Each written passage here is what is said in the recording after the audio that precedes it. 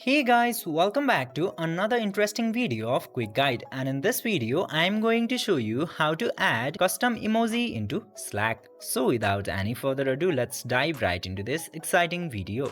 Now, in order to add a custom emoji into your Slack, you just simply have to open your Slack application at first, and after opening the Slack application, just simply open any of the chats into your Slack. Then after opening the chat, you will see this emoji icon into here. Just simply tap into that emoji icon, and into here you will get so many options. You just simply have to tap into this option and go to all the way bottom.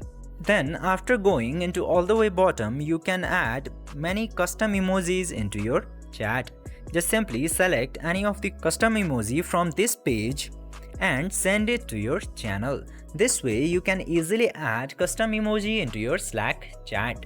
So if this video helped you, don't forget to like, share and subscribe to the channel to never miss another update. Thank you for watching the video.